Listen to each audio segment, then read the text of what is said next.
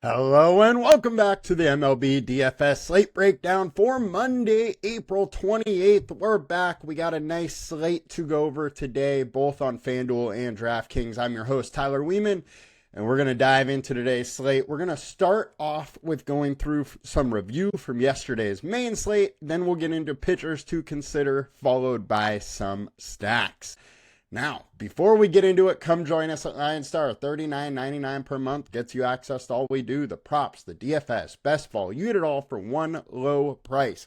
Our NFL best ball rankings aren't up yet, but they will be soon. And best ball just started, so might as well start ripping off some drafts soon here. Now, let's dive in and see what we got. Let's start with perfect lineups as we always do. Starting on DraftKings, our perfect lineup, Scooball, Joe Ryan, both went absolutely nuts. Two-man Boston, two-man Yankees. We got some one-offs after that, and the winning lineup went to Shalalabob. 186.6. They had Ryan, they had McGill, two chalky spots for pitcher, but hey, it really did pay off. I'm actually really surprised that Joe Ryan went that high owned. But hey, good on them for making it work. And McGill, Washington got 8 runs, but he was still in the lineup. He had 3 earned was on his part. Then lineup-wise, we got a 5-man and a 3-man stack. New York and Boston, 5-3, got it done. Let's get over to FanDuel. Check out what we have here. Our perfect lineup went to Joe Ryan. He had just a little bit, he had 1 or 2 more points on Scooball. So Scooball, was right there. Couldn't really go wrong with either one of those guys. Boston, 2-man stack, and then one-offs. But the winning lineup went to a 4-man Boston stack, 3-man Milwaukee with a one-off of Yordan, and the pitcher, Joe Ryan. Congrats to Boronosaurus Flex, 266.4. I unfortunately did get 7th. Once again, another top 10. And just not quite enough. I had a 0 in my lineup and went Scooball over Joe Ryan. But hey, I had a good shot. I had that 4-man Boston stack, 3-man Cincinnati with the one-off of Vinny P. Vinny P just didn't quite deliver for me. Now, let's dive into today's slate, see what we can uncover, and try to make some money here. So, starting on DraftKings. Highest owned pitcher, Ronel Blanco, 27% owned. Look, Blanco has giant upside. He's in a little bit of a tough spot here, though, versus the Tigers. Tigers been hitting well. Blanco has been much better at home, averaging 20% more fantasy points. FIP-wise, 4.0 over the last 20, 4.7 over the last 5, better than his ERA, which is, you like to see. And then 25% K rate.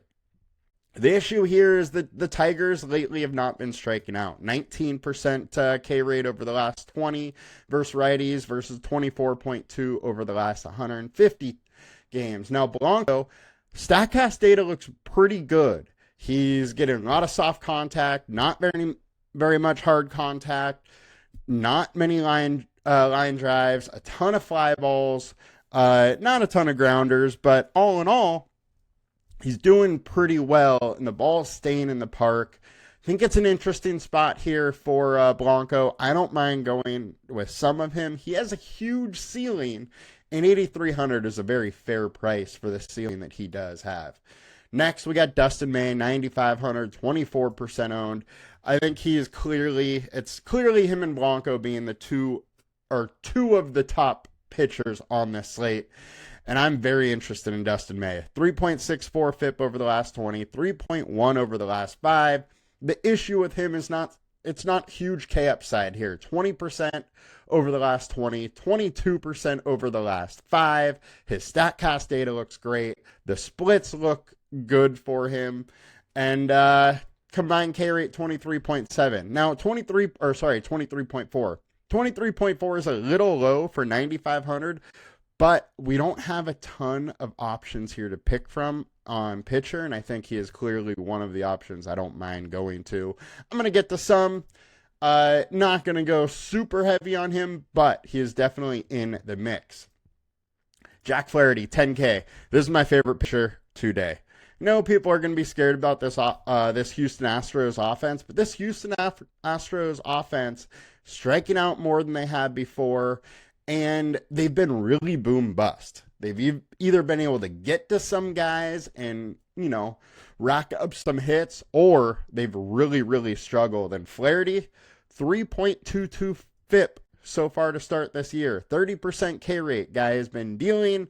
I am very interested versus this Astros team. Split-wise, 126 ISO, 245 average, sub 300 WOBA, and the splits over the last 150 games don't look all that great either.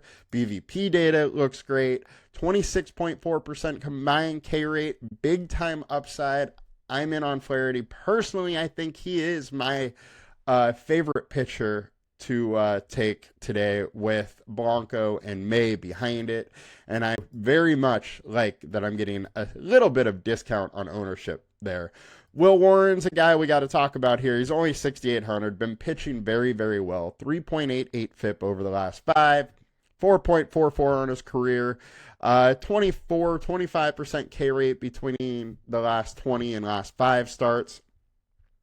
StatCast data, there is a decent amount of hard contact here with 34% hard contact, 32% line drives. He is keeping the ball on the ground a lot, 41% ground balls, only 5 barrel balls. So he's definitely missing some bats. I don't mind this spot. Baltimore has struggled a little bit offensively lately, but we do have nice hitting weather in Camden Yards. And with them moving the fences and stuff, it's playing up to be much more hitter friendly than it was last year. 22% combined K rate, 6,800. He's a little bit interesting. 6,800, I'm fine getting a little bit of him. I mean, you get him and Flaherty, and there's big time upside, mild ownership, and you're going to have plenty of money to stack bats. Don't mind that option. Only other pivot I really want to talk about, I know some people are going to talk about Cy Corbin, where Corbin's actually been fairly good this year, 3.77 FIP, but I don't really trust it. This Oakland team is crushing lefties to start the year. BVP data doesn't look good. One of those blow-up Corbin games is coming. We know it's coming. This is not the one I want to jump on for him. Do want to bring up Bryce Elder a little bit versus Colorado in Colorado. I mean, could we see a Cy Elder day? Probably not. I think it's an interesting spot. Weather's warm. Winds are blowing in, though, so it should keep home runs down. His StatCast data has looked really good, but he's got touched up. I mean, 5.28 FIP over the last 20, 6.2 over the last 5. 7,800 is probably a little pricey for him, but this Colorado offense is pretty bad. So I don't mind trying to pick on them a little bit, even in Colorado. And then we got to talk about Sagano. He's been interesting. He's working deep into games, worked 7 innings in the last 2 games, 87 pitches, 94 pitches. The Yankees team can strike out a bit. If Sagano can miss some bats, it's a little interesting. The issue with him is he doesn't throw very hard whatsoever. So if he's not getting the movement, or if he's not placing his pitches right, he can get absolutely blown up. And he's going to give up a few homers because of it. I mean, he has 11 barrel balls. He's allowing a ton of barreled balls, but his StatCast data still looks decent here. I am a little interested in him at 6,500 in this spot versus the Yankees, but I will absolutely be stacking the Yankees also on some other spots. I think this is a very weird spot. I would not play Sagano on FanDuel, but on DraftKings, 6,500, a little bit interesting. Now, let's get over to FanDuel. just go over ownership here a little bit. Blanco, highest owned. Dustin May is next. Blanco's only 7,500 over here. That is just super cheap. Absolutely need some. Flaherty, 9,600, only 9% owned. I will have a ton of Flaherty if, this stays like that. Dustin May, 9,300, absolutely fine. Those are the three pitchers I'm probably going to be rolling with. If I have anybody else, it's, 1-2 lineup, nothing major. Now, let's dig into the stacks, see what we can uncover. There is some very interesting hitting weather today. It's warm, all the way across the games. There's some winds blowing out or just light winds. And as you can tell by the game totals, I mean, everything's 9.5, 9, 10, but then 8.5 to Dodgers, Marlins, and then 7.5 for Detroit, Houston. Most of the pitching ownership's in Detroit, Houston. It's Flaherty, it's Blanco. That's kind of where you want to be. And then May over here, who Dodgers are just giant favorites. All right, our highest owned stack, we got St. Louis versus Nick Martinez. Look, Nick Martinez has actually been decent, and I think you can consider him as a pitcher today. So I think St. Louis is probably going a little over-owned here. However, this offense keeps getting it done. They keep figuring out how to score runs. They do it in a bunch of ways. They got some pop. They got some speed. And in Cincinnati today, there's some nice warm weather, so the ball should fly a little bit more in a small park. St. Louis is interesting. I do prefer others. I think they may be going a little over-owned, but hey, I don't mind some, absolutely. Dodgers versus Edward Cabrera. Cabrera, 5.12 FIP over the last 20. 5.35 over the last 5. He hasn't been good, and this Dodgers lineup has started hitting a little bit more. Don't mind some Dodgers. Atlanta, it's in Colorado. We got a 10-point game total. You obviously have to consider both sides of that game. Atlanta is the A side, but hey, Colorado is only plus 145. We cannot forget about the stacks there, especially with Elder giving up, decent amount of runs so far. Highest projected, we got Dodgers. No real surprise there. Our highest value stack, we got Colorado versus Elder. Look, Elder's FIP 6.5 over the last 5, 5.28 over the last 20. It's in Colorado. You absolutely have to consider them. It is like 10-mile-an-hour wind coming in, though, so maybe home runs get pushed down a little bit, but it's a big ballpark. The ball flies. Still plenty of offense can happen. Houston versus Flaherty. Don't love this one, but there's going to be some leverage there, so if I end up with a few stacks there, I don't mind it a little bit. Miami versus Dustin May. I think May is a very good pitcher. Don't love a big 5-man Miami stack. If I get a few 2-3-man stacks, I'm fine with it. Texas versus JP Sears. Absolutely in on Texas. I think JP Sears has been okay, but he can get blown up. It's a fine spot. Highest ceiling, we got Cincinnati versus Palante. So Palante, before the last couple outings, was looking very, very good. He's fallen off a little bit. 5.52 FIP over the last 5. I think the Cincinnati team can hit. They've been hitting well lately, and there's good hitting weather. They're at home. I'm interested to go that way. Miami, man, we talked about them. High leverage stack, we got Detroit versus Blanco. So this is the deal. I don't mind this leverage stack versus Blanco. 4.7 FIP over his last 5. Look, there's a real high ceiling, but his normal outing is not going to get it done for you. So I think having some leverage Detroit stacks is probably a smart thing to do. This offense can hit, and it's an interesting spot. The issue, 7.5 game total. Vegas doesn't think it's going to be a high-scoring game, but there is still that outcome, and there's going to be big-time leverage with Detroit. I'm absolutely interested in going with them. Yankees versus Yano.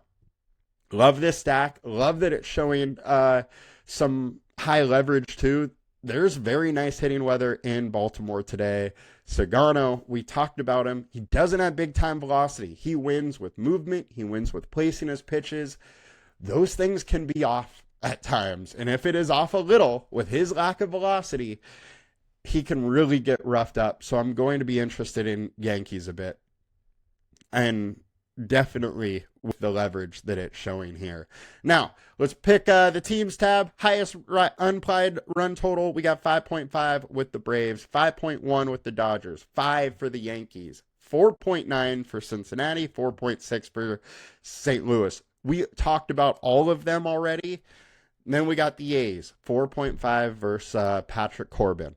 I think that is an incredibly interesting spot, especially if ownership comes down. We know Corbin can get roughed up, and A's been crushing lefties, so absolutely interested in that. And then we got Baltimore here versus Will Warren. So Will Warren's been solid, but 34% hard contact, 92 average exit velocity. There's nice hitting weather. I think you got to consider Baltimore. And then Colorado versus Bryce Elder. We covered this one. It's in Colorado. Bullpen behind them. It hasn't been that great. Elder's got touched up. Colorado could definitely do it. Texas at 4.5 versus JP Sears. It's a 4.5 run total, and they're way, way, way down the list. Ownership's not really going to go there. I think it's an interesting spot. Don't mind that whatsoever. And that will do it for us today, guys. I hope you guys have a great day. Let's make some money. I'll be back more tomorrow. We also have prop shows coming out. You guys have a good one. Peace.